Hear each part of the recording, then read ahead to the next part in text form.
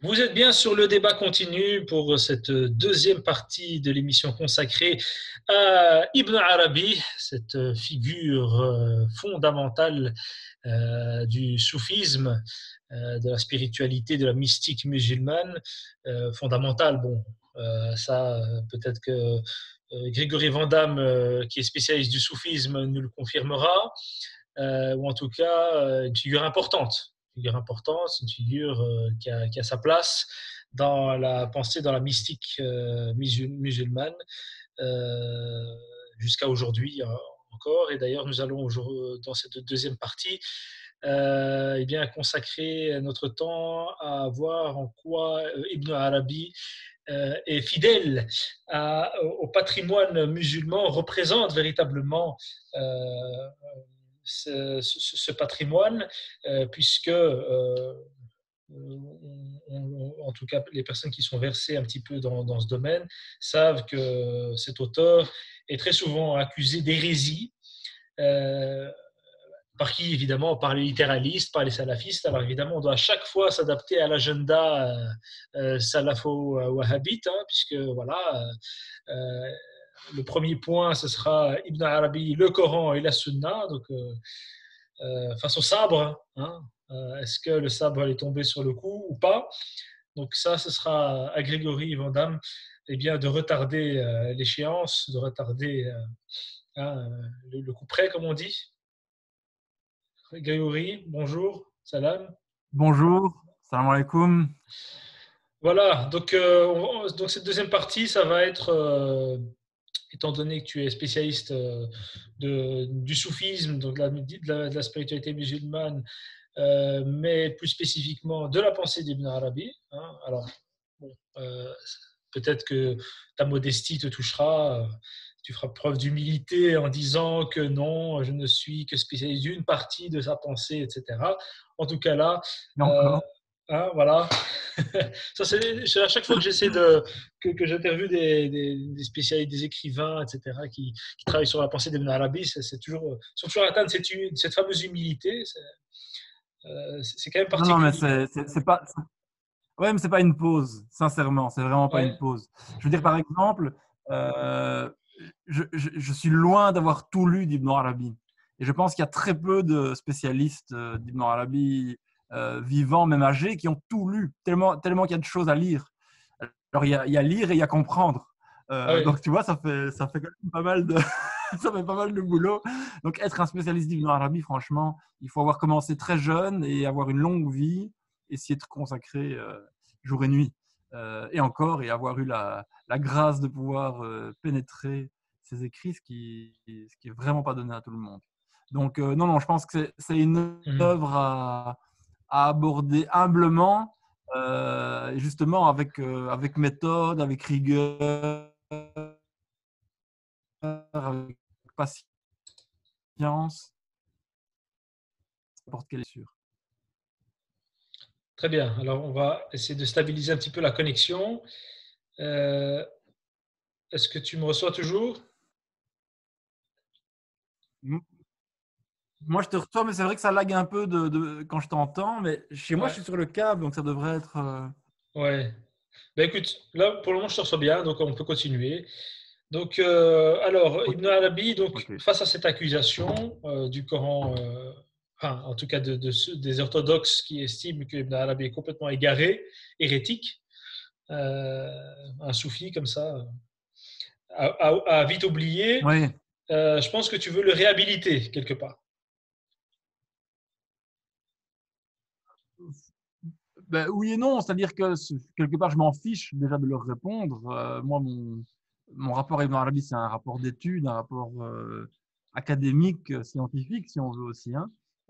Mais ce qui est sûr, c'est que bon, ça mériterait une émission à part entière, mais l'image qui a été euh, colportée d'un Ibn Arabi justement hérétique et d'un Ibn Arabi marginal par rapport à l'islam orthodoxe, ça ne correspond pas à la donnée de l'histoire. C'est-à-dire que c'est certain qu'Ibn Arabi a fait de remous, mais en fait, comme tout grand penseur, quelqu'un comme El Ghazali, l'Ihya a été brûlé. Hein, on sait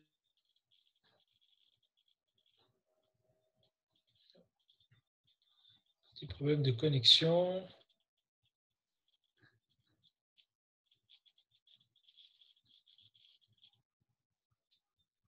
Bien évoqué dans la première émission, si je me rappelle bien. Mais il aura, après sa mort, une influence très, très durable et parfois une influence cachée, en fait. Et c'est ça qui montre même l'importance de sa pensée, l'importance de son apport dans l'histoire de la pensée islamique, parce que il n'a pas qu'une influence visible, même si on lui attribue l'épithète de plus grand des maîtres, de maître suprême, Cheikh Akbar ou des choses comme ça, pour certains.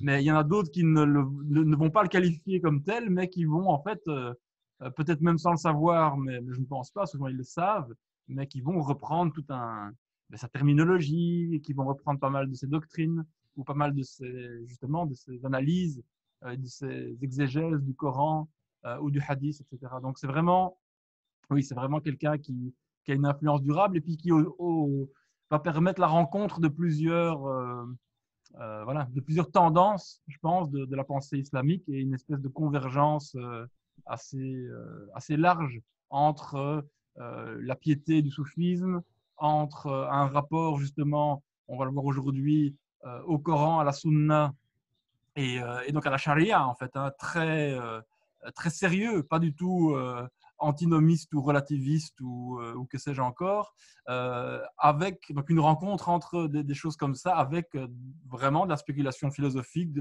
la réflexion théologique très poussée.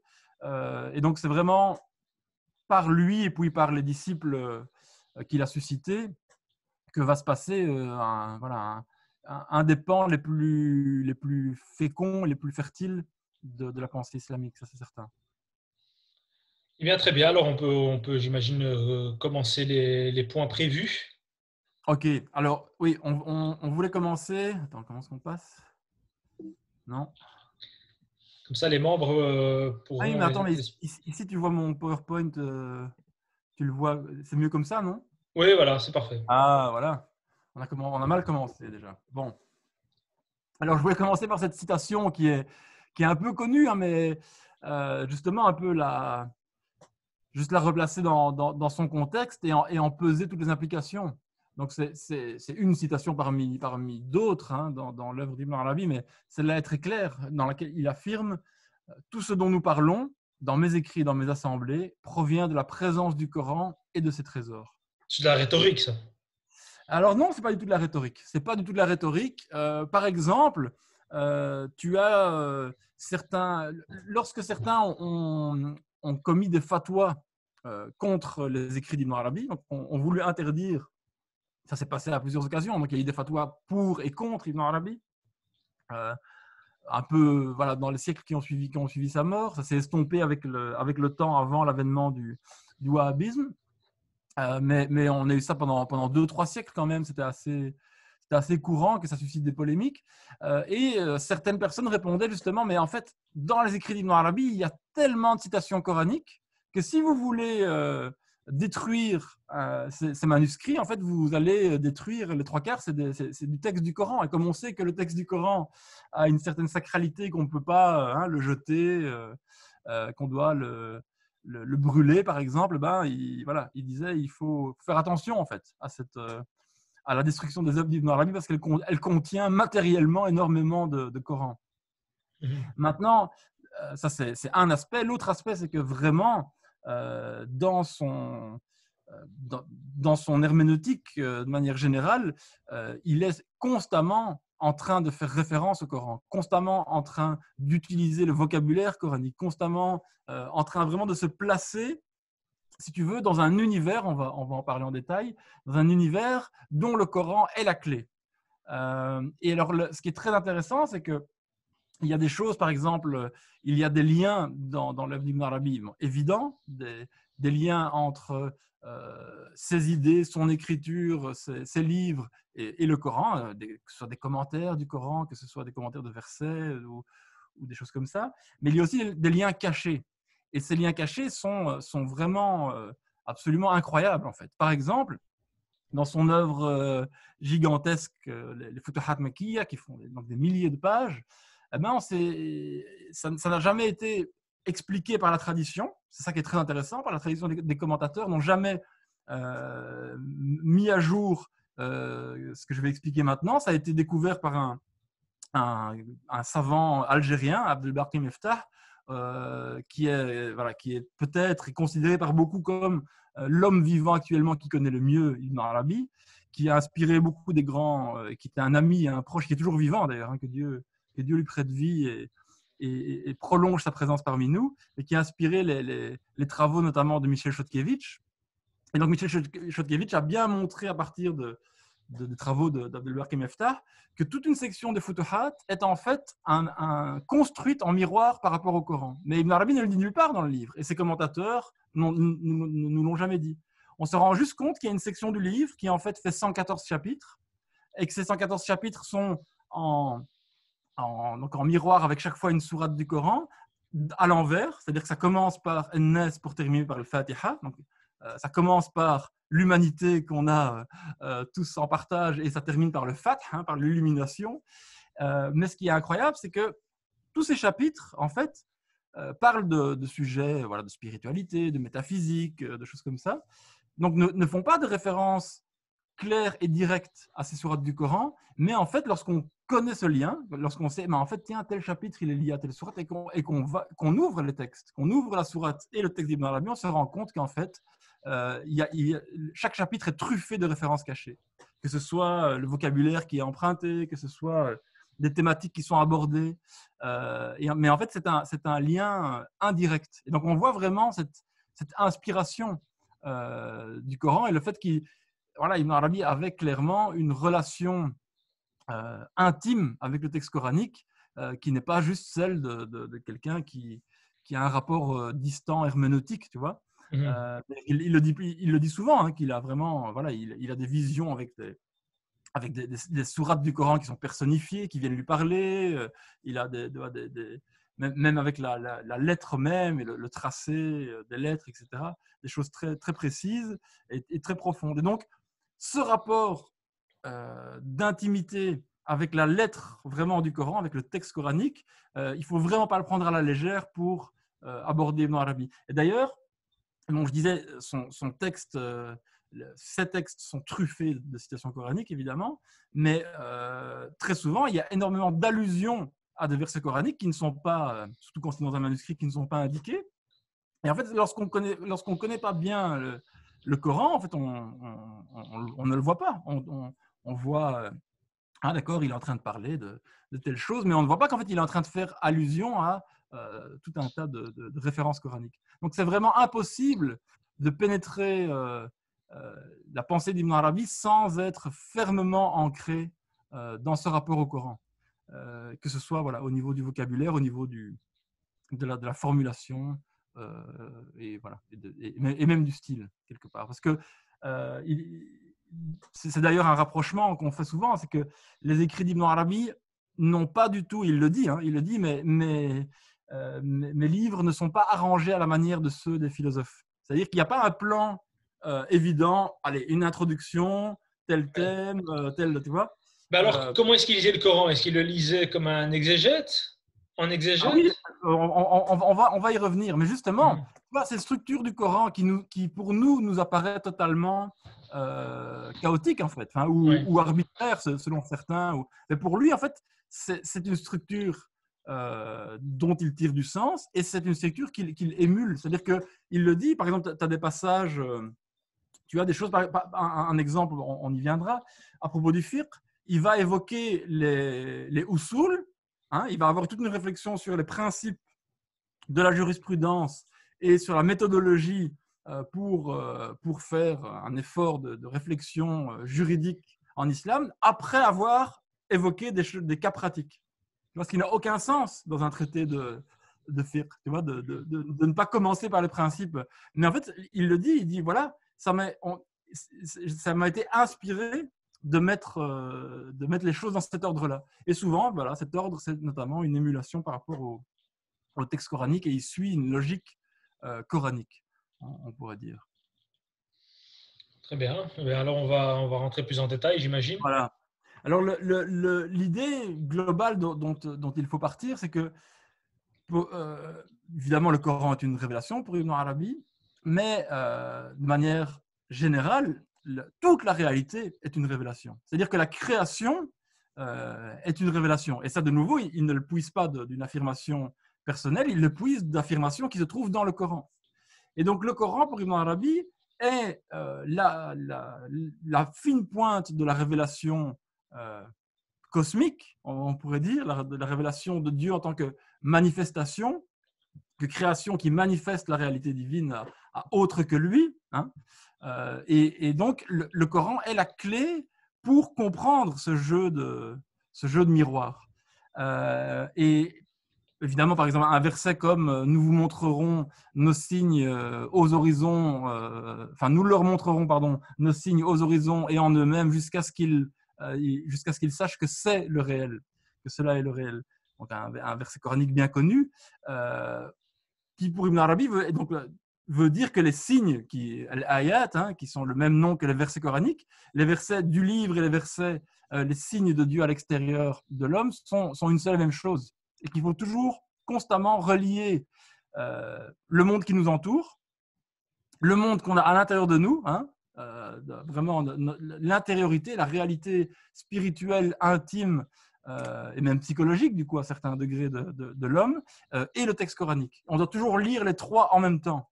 Un verset coranique a un sens dans le texte, il a un sens par rapport à la réalité extérieure, et il a un sens par rapport à notre réalité intérieure. Et il faut toujours avoir ces trois aspects en vue lorsqu'on aborde le texte et ne pas limiter le texte. Donc ça, c'est déjà un point essentiel, c'est que le texte coranique, à ce niveau-là, n'est pas un texte clos. C'est un texte qui est ouvert sur la réalité du monde et ouvert sur la réalité humaine.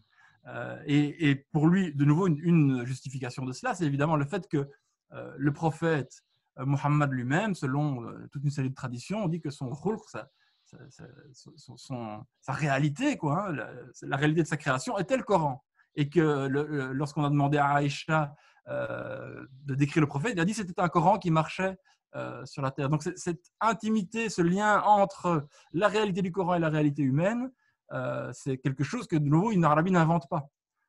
Et tout comme toute l'idée que le Coran et la réalité soient intimement liés, c'est des choses qu'on trouve, voilà, des allusions qu'on trouve dans le texte coranique lui-même partout. Donc voilà, ça c'est le point, je pense, de départ essentiel pour comprendre son rapport au Coran, c'est que le Coran n'est pas juste un livre. Hein. Le Coran, c'est le livre du livre, quelque part. Hein. C'est le livre qui nous donne accès au grand livre de l'univers et au livre intérieur. Mais ce n'est pas pour ça qu'il va relativiser la partie textuelle, au contraire. Alors juste ici, oui, c'était parce qu'en préparant ça, je m'étais dit pour illustrer, j'allais mettre des beaux diagrammes tracés par la main d'Ibn Arabi lui-même dans son manuscrit. C'est de lui-même, hein, c'est ça? Oui, donc tout à fait. Donc ça, c'est le manuscrit autographe des Futuhat, de sa grande encyclopédie spirituelle. C'est son écriture aussi? Oui, c'est son écriture, tout à fait. Et donc ça, c'est vraiment lui qui a rédigé ce manuscrit. Et ce sont donc ces diagrammes qui après ont été reproduits dans d'autres manuscrits, d'autres versions imprimées. Mais ça, ce sont vraiment les choses qui ont été faites de sa main, avec cette écriture andalouse, maghrébine caractéristique. Et alors, celui-là, je le trouvais bien, parce que donc, ce sont des schémas en fait, qui expriment de manière symbolique cette idée de manifestation divine et de corrélation entre la réalité divine et les réalités du monde et les réalités de l'homme. Et ici, on a un schéma dans lequel, justement, cette tripartition, ou ce triple aspect de la réalité est mis en scène tel que les choses vont se montrer le jour du jugement dernier. Avec, on a au-dessus le trône de Dieu, l'esprit, etc.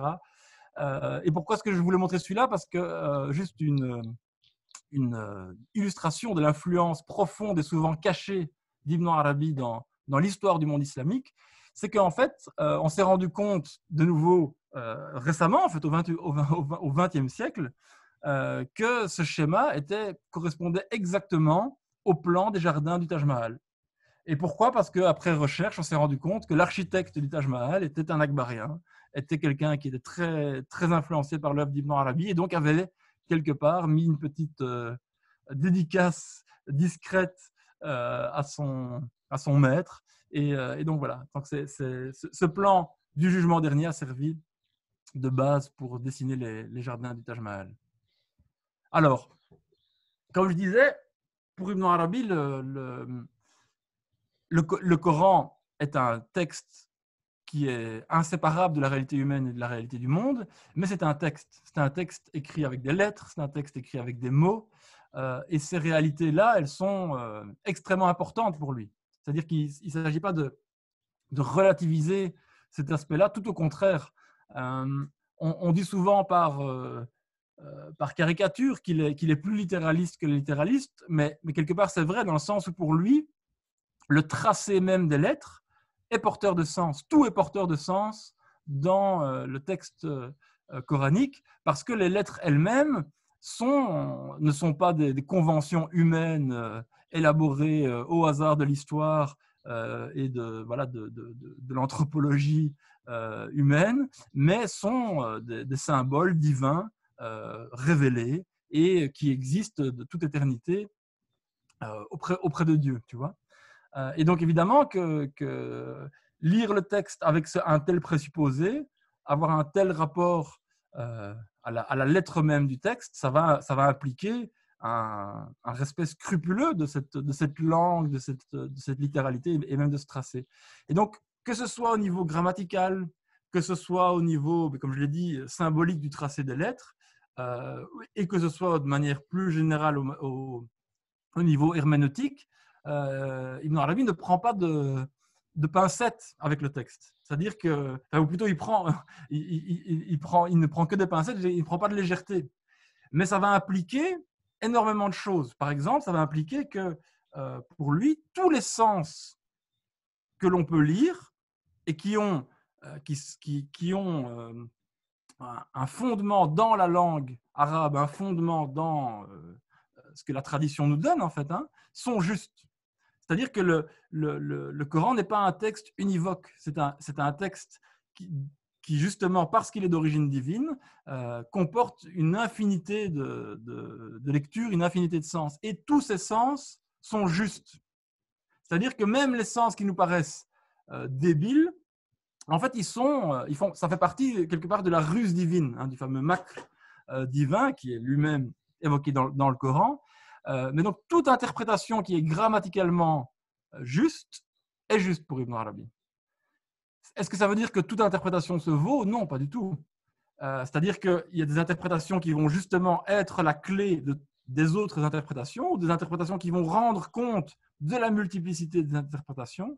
Et là, comme dans beaucoup de choses, c'est évidemment l'interprétation la plus universelle, celle qui permet de rendre compte de cette diversité, de cette réalité du Coran, qui va être la plus proche de la réalité du texte. Mais par exemple, pour prendre des exemples tout à fait concrets, il peut avoir des lectures parfois tout à fait paradoxales, où en fait, kafirun, vu qu'on sait qu'un kafara, c'est cacher avec de la terre, c'est un langage d'agriculteur, etc. C'est cacher la vérité sous la terre.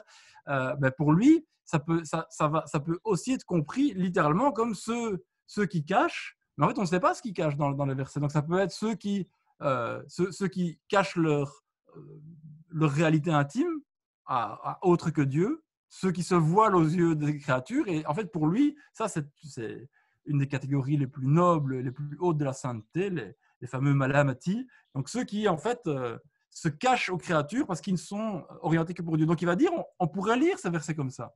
Mais ce n'est pas pour ça qu'il va ignorer le fait que ce mot a tout à fait un autre sens et une autre portée, et que le kufr, Oui, parce que c'est quand même tiré par les cheveux de lui donner une autre interprétation. Alors, non, en fait, ce n'est pas tiré par les cheveux Ouais. à partir du moment où tout dépend tout dépend de tes cheveux, quoi. Tu vois, tout dépend du principe herméneutique de base. Et pour lui, le texte en lui-même a cette capacité d'avoir toujours du sens.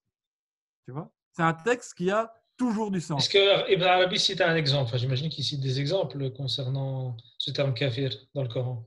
Kafara. Ah ben oui, ben, notamment par exemple, oui, certains, certains versets dans lesquels il y a le kafiroun, pour lui, ce sont des versets qu'en fait, on peut, si tu veux, on peut avoir une lecture totalement positive du Coran. On peut Oui. avoir une lecture totalement négative. Tu vois? On peut avoir des lectures qui, selon les a priori, selon le point de départ qu'on adopte, va orienter toute ta lecture du texte. Donc tout va dépendre du point de départ, tout va dépendre de comment tu abordes le texte en fait, tout simplement. Est-ce que ça veut dire que ces lectures sont absolues? Mais non, parce que justement, ce sont des lectures qui sont orientées avec un a priori bien spécifique. Et donc, lorsqu'on est conscient qu'il y a un a priori bien spécifique, ça ne peut pas être une lecture absolue. Mais n'empêche, ce sont des lectures qui sont porteuses de sens pour lui et dans laquelle il y a de véritables enseignements et surtout qui sont voulus par Dieu.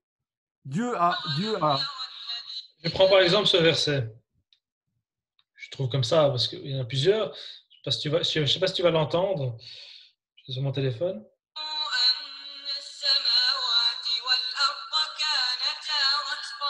Attends. Hop.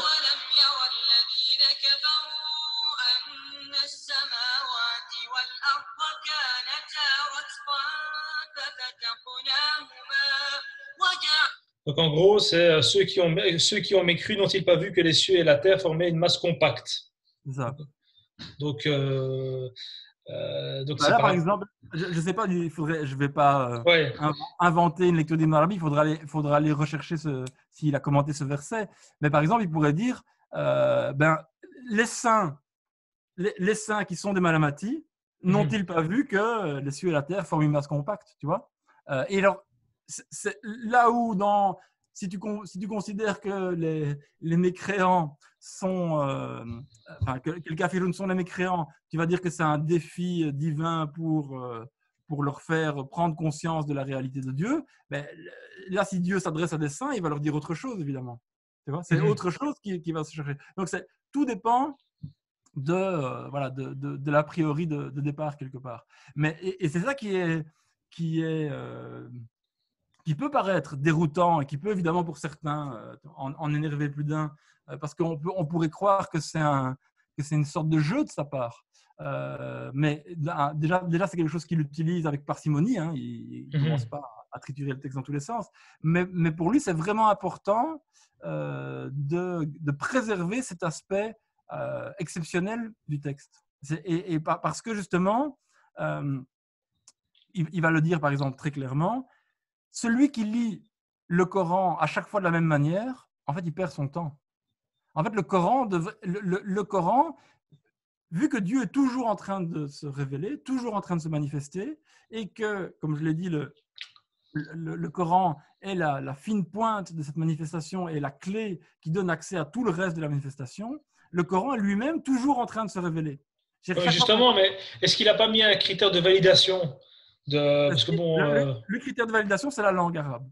C'est-à-dire qu'on ne va pas commencer à lire, à essayer de trouver des assonances. ça peut être Entre... postmoderne, je veux dire. Enfin, on le lit comme ça, on lui donne des nouveaux sens, mais Non, sans critère. non, alors de nouveaux sens dans la langue arabe. Mhm.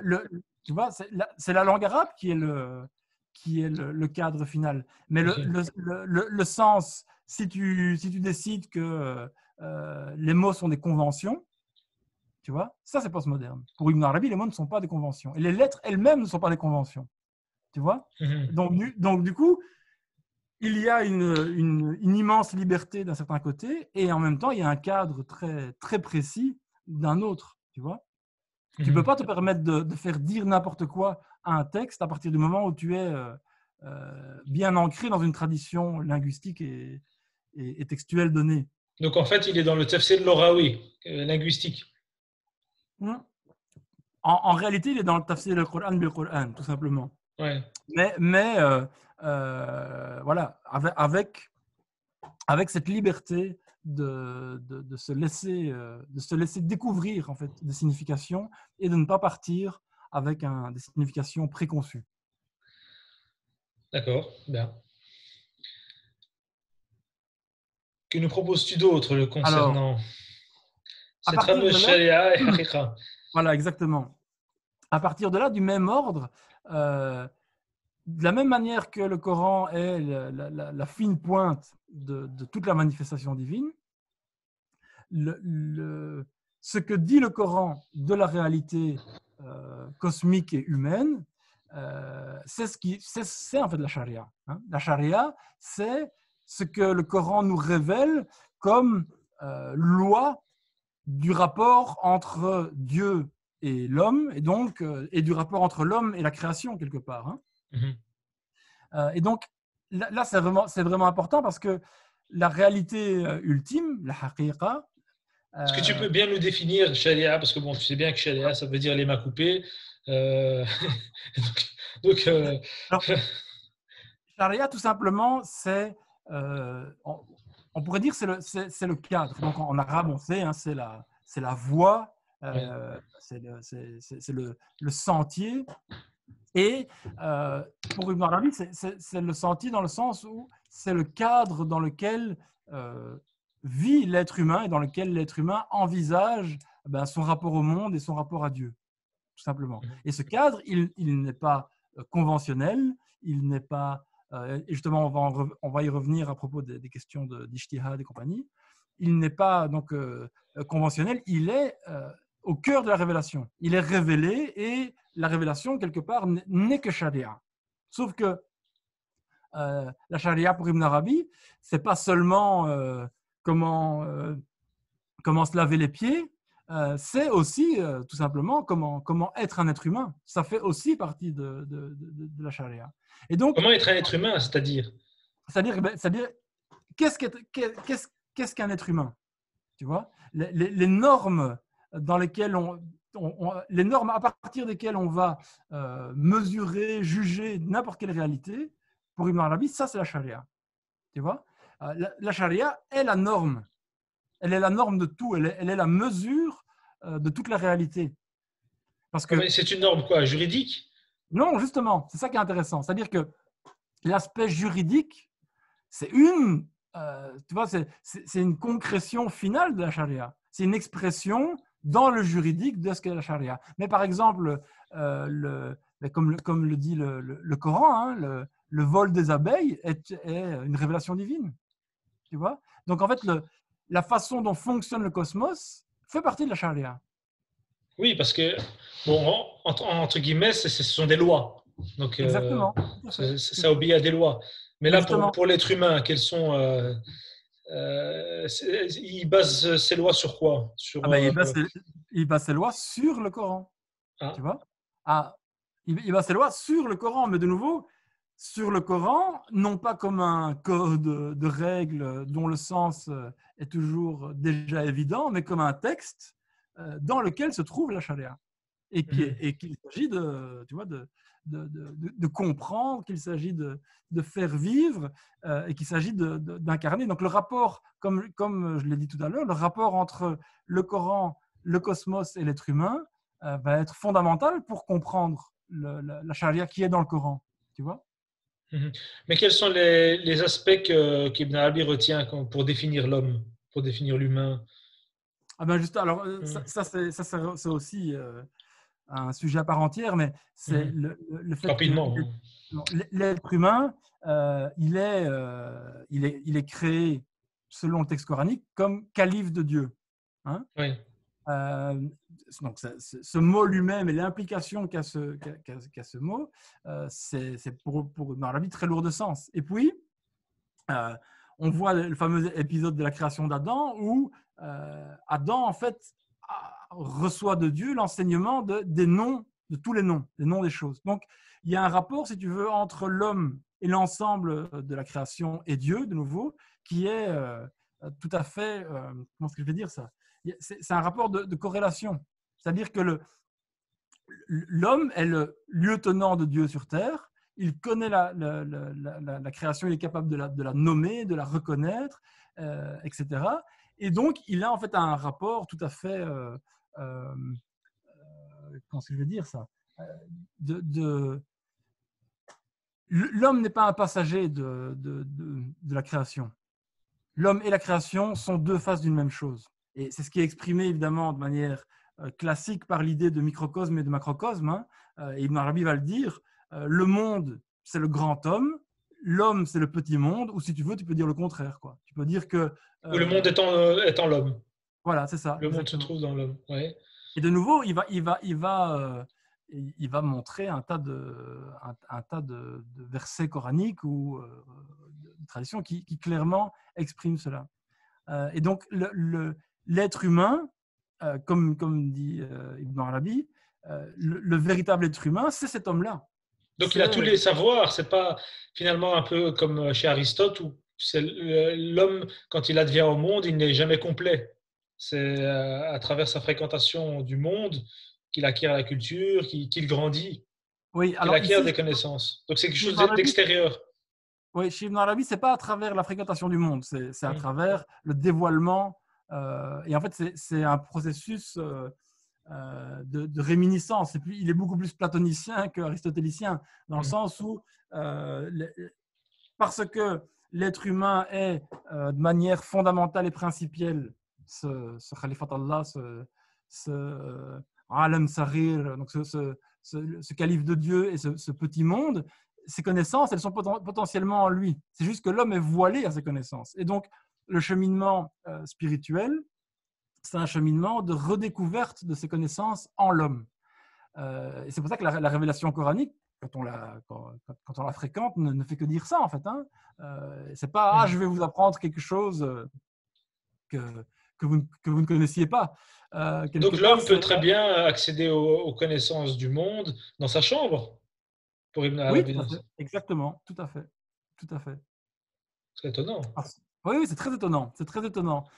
Mais parce que, de nouveau, ça dépend de ce qu'on entend par connaissance du monde. Hein. Mais oui, l'homme a en lui l'intellection, la possibilité d'avoir une intellection de toute chose, tout simplement par sa propre réalité. Et qu'est-ce que j'allais dire, donc l'être humain qui naît, qui est conditionné, en fait, et pour Ibn Arabi, n'est pas un véritable être humain. Le seul véritable être humain, c'est cet être humain-là. Et il dit, l'être humain qui n'est pas l'homme parfait, hein, l'insan kamil, c'est un animal qui ressemble à l'être humain, qui est à l'image de l'être humain, mais ce n'est pas le vrai être humain. Voilà. Et des vrais êtres humains, en fait, pour Ibn Arabi, il y en a très peu. Il y en a très peu, et ce sont ceux qui ont réalisé ce cheminement de redécouverte de la réalité humaine. Très bien. Et donc, donc la relation entre sharia et haqiqa. Donc, pour dire ultimement, Ibn Arabi le dit clairement, sharia et haqiqa seront une seule et même chose. La sharia n'est pas quelque chose de secondaire qui te permet d'arriver in fine à une réalité. La réalité, elle est elle-même exprimée à travers la charia. Et c'est la charia qui est l'accès sans fin, on va dire, à la réalité ultime. C'est étonnant parce que la réalité ultime, tu sais, ça reste quelque chose de très abstrait. Exactement, tout à fait. Et très souvent, on en parle, ça a l'air, c'est grandiose, etc. Comme tu sais, j'aime quand même rendre des choses assez concrètes pour voir un petit peu où est-ce qu'on peut voir cette réalité ultime. Mais justement, en fait, tu ne peux pas la voir ailleurs que là où tu es. Tu vois ? Oui, mais là, je suis devant mon ordinateur. La réalité ultime, elle est dans ton ordinateur. Tu vois ? C'est-à-dire qu'une image très classique, il va dire la réalité ultime, c'est comme un miroir. Tu vois ? Oui. Dans le miroir, tu vas te voir toi, tu vas voir des choses, mais en fait, tu ne vois pas le miroir. Tu vois des choses dans le miroir.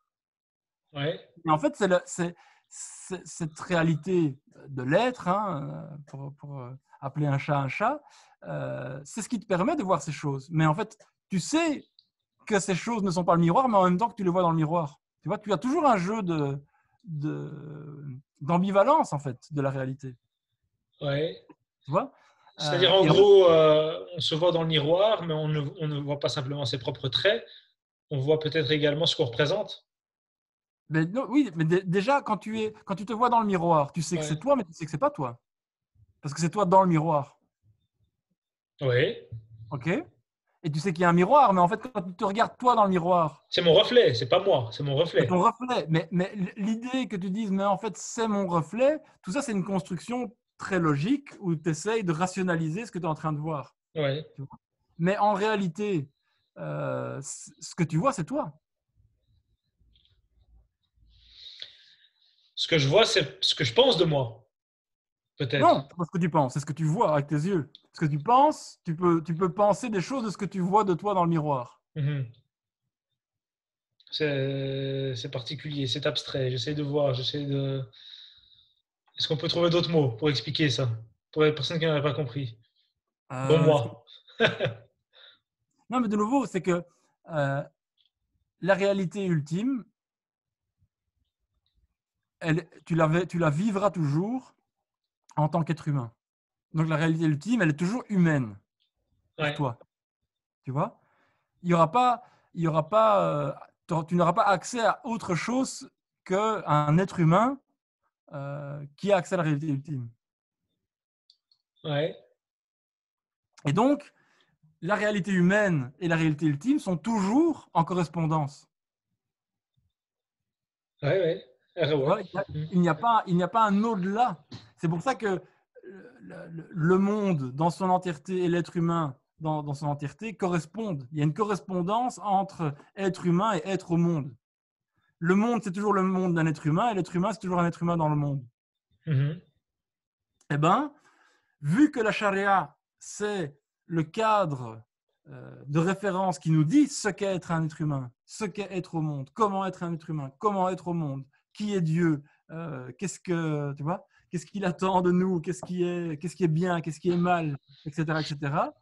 Euh, toute la réalité ultime se déploie à travers ce rapport au réel qu'est la charia. Il n'y a pas un en dehors, quoi, si tu veux. Ou Mhm. plutôt, l'en dehors, c'est un en dehors d'illusion, un en dehors d'enfermement dans l'ego, un en dehors de spéculations rationnelles qui sont des constructions égotiques, tu vois. Mais le cœur de la réalité, tu ne l'atteins que en étant dépouillé de l'ego, justement, par le cadre révélé. Est-ce que c'est un exercice du cerveau, entre guillemets, de la raison, pour comprendre ce que tu dis, ou est-ce que c'est un autre organe chez l'être humain qui doit réfléchir? Non, ben, c'est un autre organe qui doit réfléchir. Généralement, on utilise l'organe qui réfléchit pour réfléchir. Maintenant, quand on On sait que réfléchit, il y a le raison et le cœur. Et il y a le cerveau, enfin, voilà. bien sûr, mais ce que je veux dire, c'est que tout est toujours à l'œuvre en même temps. Ouais. La question, ça va être de c'est qui commande. Quand tu réfléchis à des images, c'est ton cerveau qui réfléchit, mais qui utilise des images que tes yeux ont vues, par exemple. Tu vois, ou c'est ta Ouais. faculté imaginative qui est mise à l'œuvre. Donc, au final, il y a toutes ces dimensions sont toujours en train d'agir de concert, sont toujours en train de collaborer. Donc, il ne s'agit pas de nier qu'il y a une part de réflexion ou même de logique lorsque la logique et la réflexion sont mises à contribution. Et ici, notamment, ben, dès qu'on parle d'un rapport au texte, ça veut dire un rapport à la langue, ça veut dire un rapport à la logique. Hein. Langue et logique sont les deux faces d'une même pièce. Il n'y a pas de langue sans logique, il n'y a pas de logique sans langue. Enfin, même les mathématiques, c'est une forme de langage quelque part, hein, dans le sens où c'est un… Est-ce que justement chez Darby c'est ça, ou est-ce qu'il s'agit d'un discours interne, d'une certaine intériorité quelque chose qui relèverait peut-être de l'onirique, enfin, du rêve, parce qu'il rêve beaucoup, Ibn Arabi, hein, Oui, oui, il beaucoup de raconte pas mal. visions. J'imagine qu'il voit pas mal de demi-urges, enfin de monstres ou je sais plus, de figures un petit peu imaginaires qui symbolisent quelque chose Oui, tout à fait. Mais et qui échappent à toute logique non, elle mathématique, n'échappe pas à toute logique, justement. Au ouais. contraire. Non, non, non. À toute Elle logique n'échappe. connue, à toute logique connue, à toute Ah logique non, pas du tout. conventionnelle. Non, non, justement. Et c'est pour cela que, d'où l'importance du Coran, d'où l'importance de la charia, parce que pour lui, le Coran, s'il y a bien un texte qui échappe à beaucoup de logique, en tout cas qui ne se laisse pas appréhender aussi facilement que ça à partir de logique conventionnelle, c'est bien la révélation coranique. S'il y a bien une réalité, une réalité de manière générale et une réalité humaine en plus qui défie la logique, c'est bien la notion de prophétie. C'est bien l'idée qu'un être humain reçoit une révélation divine. Et justement, Et ce donc, qui est logique dans cette révélation, c'est le droit, c'est ce qui va donner le non, fiqh. C'est alors, là où on utilise la pure logique et la justement, positivité. voilà, si tu veux, c'est là que ça devient intéressant. C'est que le droit, c'est une mise, c'est une mise en forme logique de ce qui est donné dans la révélation. Mais tu ne le trouves pas de manière logique dans la révélation. Tu vois, tu ne trouves pas ce qui t'est révélé, ce n'est pas le fiqh des transactions financières. Ce qui t'est Mhm. révélé, c'est le Coran. Et à partir du Coran, tu peux faire un fiqh des transactions financières si tu en as besoin. On reviendra à cette question.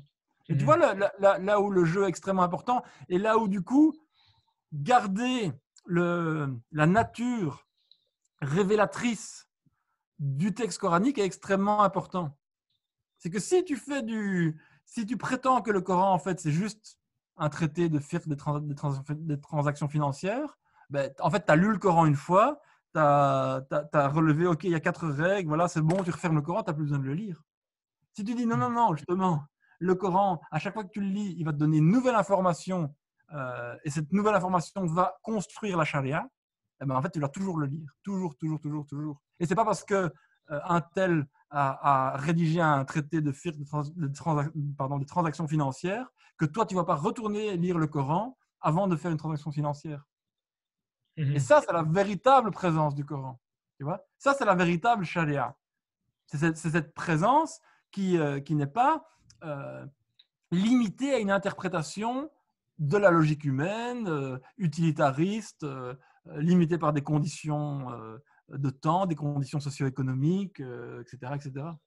C'est ça justement la force d'un texte révélé. Et c'est pour ça que le texte révélé et la charia qu'il comporte est le seul moyen d'accès à la réalité qui peut échapper à l'ego humain. Parce que l'ego humain, il peut tout transformer. Il peut même transformer le Coran en un texte complètement débile. Et Mhm. on a assez d'exemples à droite à gauche pour nous le prouver. Mhm. Et donc l'idée, c'est le principe pour lui, c'est de préserver le Coran de cette débilité humaine. Et en fait, Mhm. tout l'outillage herméneutique qu'il met en place, c'est un outillage qui justement, de nouveau, force à l'humilité face au texte coranique. Force à reconnaître que lorsque je lis l'exemple qu'on a pris tout à l'heure, le kafirun, comme ça, mais en fait, c'est parce que je ne me suis pas posé la question, qu'en fait, c'est parce qu'on m'avait dit de le lire comme ça. Mais les gens qui m'ont dit de le lire comme ça, eux-mêmes, d'où ils le savent, et etc., etc. Et en fait, on fait tout un vrai travail de dépouillement de notre rapport au texte coranique. Très bien. Alors, à côté de ça, la sunna et le hadith euh, jouent aussi un rôle évidemment totalement fondamental pour Ibn Arabi. Pourquoi? Parce que si on a dit que le Coran devait toujours se lire à l'aune du monde et à l'aune de l'homme, et que le prophète sallam était plus qu'un facteur qui a reçu un email à spammer sur la Terre, mais qu'il est en fait que sa nature et celle du Coran sont quelque part une seule et même chose, ou en tout cas sont interpénétrées, eh ben, évidemment que tout l'aspect humain, tout l'aspect pratique de la manière de vivre cette révélation, de la manière de vivre le rapport au monde, le rapport à Dieu et la nature humaine qui est induite dans cette révélation, est extrêmement importante parce que justement, elle va nous donner la clé pour comprendre ces corrélations et pour comprendre ce rapport. Et donc, la sunna et le hadith sont, de nouveau, ne sont pas juste des registres normatifs, mais sont véritablement la transmission d'une expérience vivante pour Ibn Arabi. Et sont même, pour lui, carrément, et pas que pour lui, hein, pour de nombreux auteurs soufis. Donc déjà, c'est vrai qu'on peut le dire, le hadith est la science autre que la science des cœurs que Ibn Arabi a le plus étudiée. Hein. C'est celle qu'il a vraiment continué à étudier, à pratiquer tout au long de sa vie. En fait, hein. Il a été, il a fréquenté de grands savants du hadith, il a lui-même copié des recueils de hadith, etc., etc. Il a commenté des hadiths, il a confectionné des recueils de hadith lui-même, etc. Mais en fait, le hadith, c'est une manière de perpétrer la présence du prophète. Hein, c'est une manière d'être toujours activement en présence et activement en relation avec le prophète, et donc en relation avec la façon qu'a le Coran d'être incarné dans une réalité humaine. Et donc, voilà, de nouveau, le rapport au hadith va être le même rapport que celui du Coran. C'est-à-dire qu'il y a pour Ibn Arabi un statut presque analogue à la valeur du matn, hein, du texte des hadiths, non pas sur la question de l'authenticité, donc là, c'est encore un tout autre débat, mais un débat qu'il prend très au sérieux, hein, mais sur lequel il va rajouter des critères un peu déroutants pour nos catégories habituelles. Tu pourrais nous en parler? Notamment, il va considérer que quelqu'un qui a certaines connaissances spirituelles ou une certaine proximité spirituelle avec le prophète peut reconnaître la validité d'un hadith sans passer par la science textuelle du hadith. C'est-à-dire que tu peux, quelqu'un qui a l'habitude d'être en présence du prophète, parce que on ouvre un tas de portes, mais évidemment que pour Ibn Arabi, comme pour un tas d'autres soufis et un tas de savants, en fait, hein, la présence spirituelle du prophète a continué bien après sa mort. Et donc pour les gens qui ont cette proximité avec le prophète, tu peux lui donner un hadith en lui disant ouais, l'isnad il est complètement foireux, et il va dire, on sent vraiment avec l'odorat, on sent la présence du prophète. On peut dire, ah non, mais ça c'est un vrai hadith. Et même chose, on peut te donner une isnad parfaite, vraiment, il n'y a pas plus costaud, et dire, mais ça c'est sûr que non. Alors évidemment, ça paraît... Donc c'est peut-être ça le critère de validation. Ouais. Non, ce n'est pas le critère. Non, mais c'est un des critères de validation qui a certainement dû énerver pas mal de muhaddis. Exactement, ça c'est sûr. Mais il y en a, attention, que c'est très intéressant qu'il y en a tout un tas d'autres qui ont eu du mal à l'invalider, tu vois. Parce que ça, en fait, les implications sont très lourdes de sens pour invalider cela. C'est-à-dire que très souvent, ce que les savants du hadith vont plutôt dire, c'est dans notre science à nous, on ne le prend pas en compte. Parce que ce n'est pas notre méthodologie, ce n'est pas notre épistémologie, etc.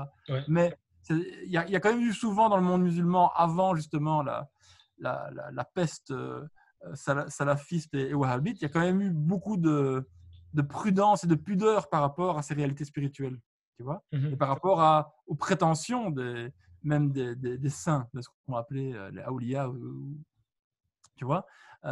Et il y a un exemple comme ça qui est de qui est un grand savant en plus. J'ai oublié. Il y a un grand savant sunnite très connu qui avait écrit, je sais plus si c'est, je pense que c'est une fatwa contre Ibn Arabi, et qui à la fin de sa vie a de sa propre main écrit une excuse en disant oui, je demande pardon à Dieu parce que je crois que je l'ai traité avec beaucoup trop de légèreté et j'ai peur d'avoir insulté un de ses amis. Et donc ça, c'est la vraie disposition mentale des savants de l'époque. C'est-à-dire que même s'ils disaient oh, doctrinalement, je ne suis pas d'accord et tout, il y avait quand même une pudeur de dire mais peut-être qu'en fait, je ne sais pas moi en fait s'il y a moyen d'être en présence du prophète. Donc d'où je me permets de juger une telle affirmation. Et ça, évidemment, c'est quelque chose qu'on a perdu totalement aujourd'hui. Mais donc, la sunna et le hadith. Est-ce qu'on a un recueil, excuse-moi de te couper, est-ce qu'on a un recueil de hadith retenu par Ibn Arabi? Ah, mais il a copié Muslim, il a copié, tu vois. Mais il a écrit un recueil de hadith Qudsi Ouais. qui s'appelle Mishkat al-Anwar, où là, c'est sa propre compilation de hadith Qudsi. Mais après, il a copié plein d'autres recueils. On a même des recueils, si je ne dis pas de bêtises, le Muhalla, donc de Ibn Hazm, je crois que c'est Al-Zahabi, donc un des disciples de Ibn Taymiyyah, sa copie, il l'a copié d'une copie d'Ibn Arabi. Donc tu vois, il a même été en fait, Ibn Arabi, un transmetteur de tout un corpus de hadiths et notamment de toute la tradition d'Ibn Hazm. Et donc il y a notamment, comme je le disais, en commun avec Ibn Hazm, ce scrupule de la lettre du hadith, de la formulation précise et de considérer qu'il faut prendre autant soin du texte du hadith qu'on ne prend soin du texte du Coran, même s'ils n'ont pas la même nature, ça c'est sûr, mais le soin doit être le même. Et voilà, comme je disais, là j'ai un bon exemple que je l'aime beaucoup de la façon dont on peut lire cette herméneutique créative du texte dans le fameux hadith Jibril, donc le hadith de l'islam, iman wa l'ihsan. La description de l'ihsan, donc qui serait l'excellence ou le bel agir, en tout cas le degré le plus parfait de la religion, c'est selon le hadith, c'est de servir Dieu comme si tu le voyais, car si tu ne le vois pas, lui te voit. Ouais. Et cette phrase-là, Ibn Arabi dit en fait, beaucoup de gens la comprennent mal. Donc en arabe, c'est in lam takun tara fahuwa yarak. Si tu ne le vois pas, lui te voit. En fait, lui te voit, Dieu te voit. Et il dit, mais en fait, ils n'ont pas compris parce qu'ils lisent in lam takun tara, comme si c'est donc, qui veut dire si tu ne le vois pas. Il dit, mais en fait, il faut couper la phrase. C'est in lam takun, virgule, il n'y a pas de virgule en arabe, mais tu fais une pause. In lam takun tara fahuwa yarak. Tu vois? Si tu n'es pas, si tu arrêtes d'être, tu vois?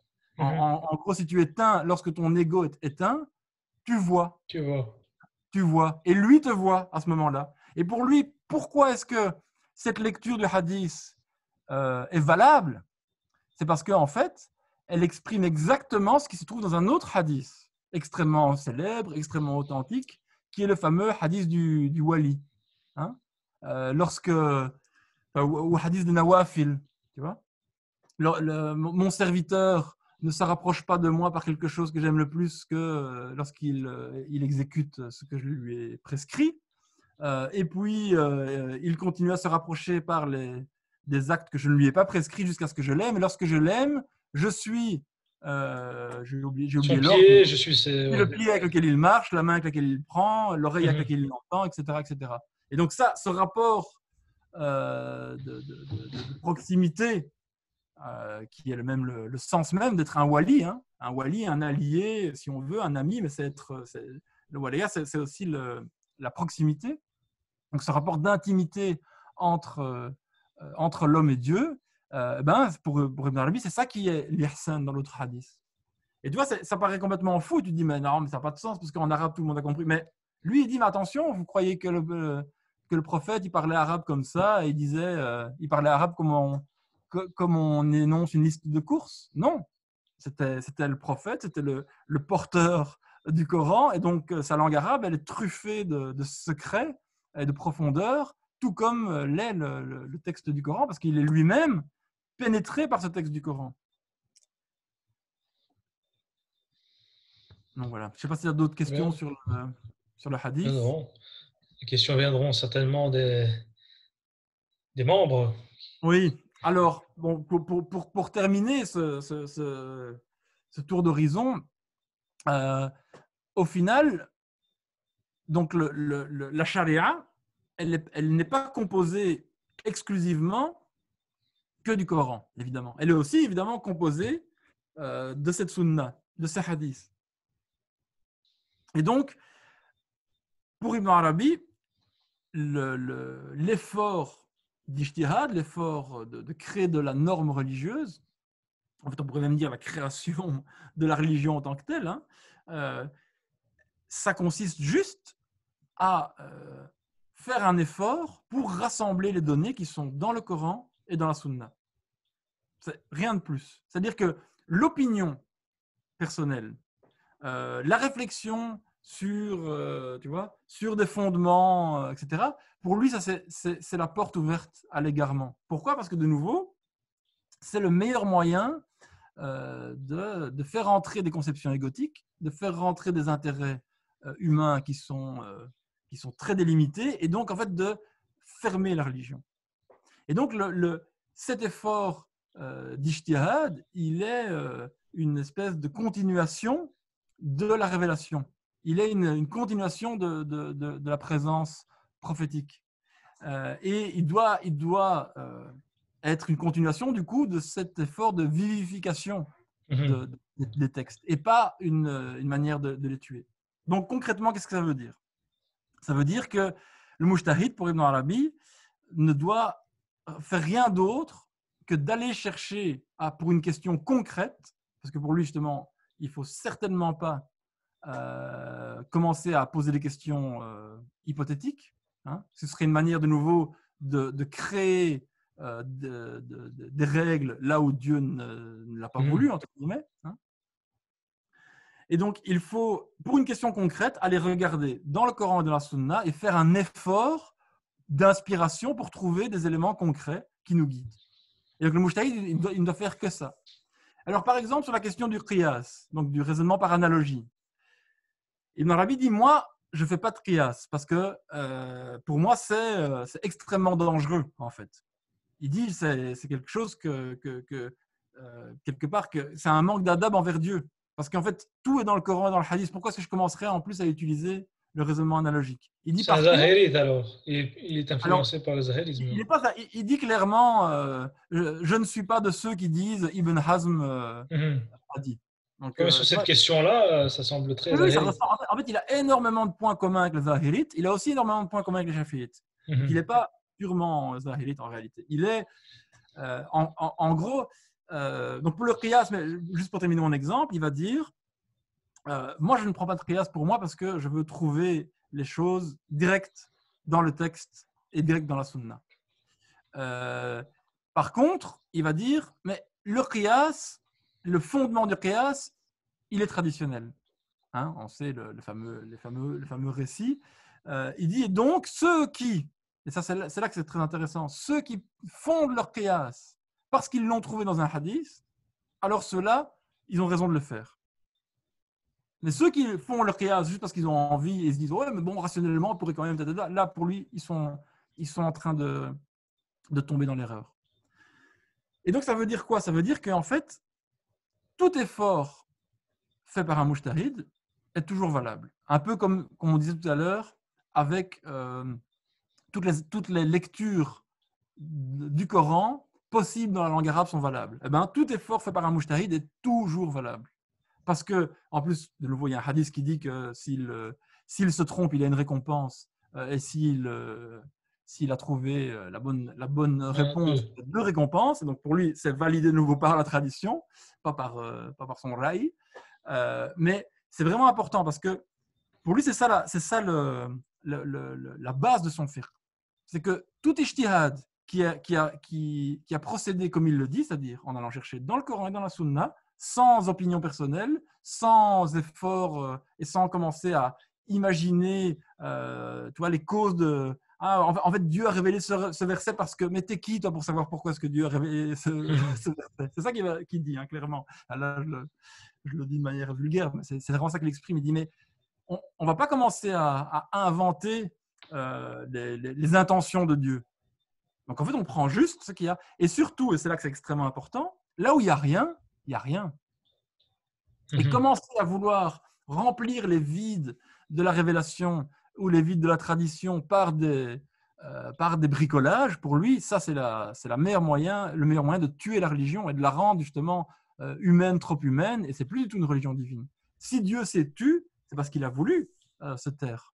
Et pour lui, il y a un principe, par exemple, extrêmement important, qui est l'ibah al-asliya. Les choses, elles sont permises par nature. Ce qui est interdit, c'est ce qui est interdit. Mais sinon, ce qui n'est pas interdit, c'est permis par nature. Oui, c'est un principe de fiqh, c'est un principe de adage. Exactement, tout à fait. Exactement. Et donc, tu vois, sur toutes ces choses-là, en fait, il n'est jamais vraiment hétérodoxe. Tu vois, il prend toutes des choses qui existent tout à fait dans la pensée religieuse classique. En droit, il semblerait très. Enfin, il est dans la doxa pour ce qui est du fiqh, pour ce qui est du. Mais oui et non, parce que par exemple, il va dire, il est très critique envers les fuqaha. Hein. Il dit en fait, notamment le fait que on interdise de mélanger les ijtihad, tu vois, qu'on dise oui, mais si tu es dans le madhab malikite, tu dois rester dans le madhab malikite et tout. Il dit mais pourquoi? Au nom de quoi en fait? Au nom de quoi vous créez des espèces de chapelles? Ça c'est vous, ça c'est la nefs. C'est pas Dieu n'a jamais voulu ça. En fait. Donc il était contre le madhabisme. Il est contre le madhabisme, ça c'est très très clair. Il est contre le ra'i, ça c'est très très clair. Il a même des visions hein, à propos de ça. Il est assez réticent face au qiyas, mais il dit on ne peut pas condamner ceux qui font qiyas. Donc là-dessus, il est contre Ibn Hazm qui lui condamne ceux qui font qiyas. Hein. Mais il dit non, Ibn Hazm se gourre parce qu'il y a un fondement traditionnel. Et donc, si les gens qui font qiyas le font de manière traditionnelle, ils ont raison. Etc. Et mais alors, oui. Mais bon, alors l'aspect un petit peu plus fâcheux, donc des peines légales, les hudud, les fameux hudud, les flagellations et les exécutions, etc. Il était pour. Mais il était pour. De nouveau, ça dépend. C'est chaque fois un cas par cas. C'est-à-dire que est-ce qu'il était pour le fait que une interprétation possible, un ijtihad possible, soit d'appliquer ces peines? Oui, bien sûr. Il y a un cas bien célèbre, très étonnant d'ailleurs venant de lui, où en fait il voir il est reçu à la cour d'un sultan seldjoukide en Anatolie, qui visiblement, c'était l'époque des croisades, enfin la fin de l'époque des croisades, et on sait il y avait une grande présence encore de milices chrétiennes et de croisés en Anatolie. Et en fait, visiblement, ce roi, mais comme beaucoup hein, de l'époque, a pactisé avec certains, s'est associé avec certains princes chrétiens contre les musulmans, etc. Et en fait, il fait une fatwa, il dit, écoute, là maintenant c'est fini. Là, ce que tu fais, c'est plus du tout, t'es plus du tout dans le cadre de la charia. Et il dit, tu dois réappliquer la dhimma, tu dois réappliquer les règles d'Ammar, etc.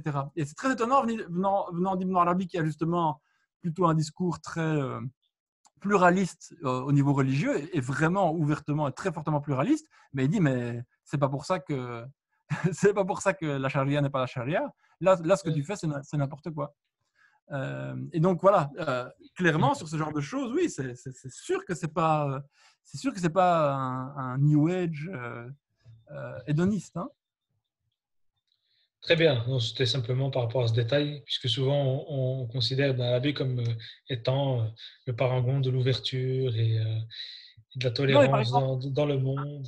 Un principe très important pour lui de fiqh, qu'il donne à ses disciples, hein, qu'il enseigne, il dit si tu es comme lui un savant en fait, hein, il dit ton ijtihad doit te mener toujours vers ce qu'il y a de plus contraignant.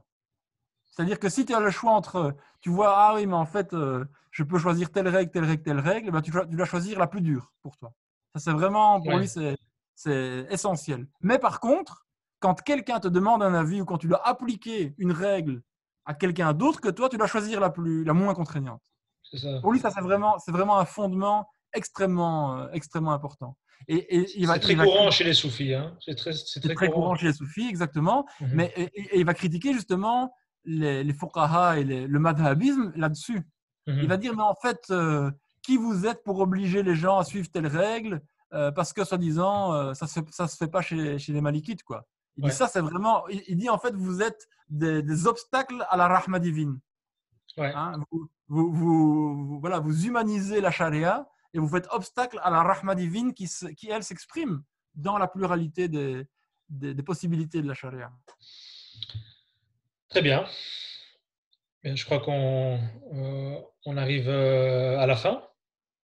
Oui, tout à fait, sauf si tu as d'autres. Ah bah ouais, non, c'est parfait, c'est parfait. Ça va nous permettre justement, on va pas faire plus long, hein, comme ça, on va permettre aux membres de pouvoir tout visionner et de réagir et de poser des questions et de prolonger le débat. Et on se revoit pour la troisième partie. Parfait. Merci Grégory.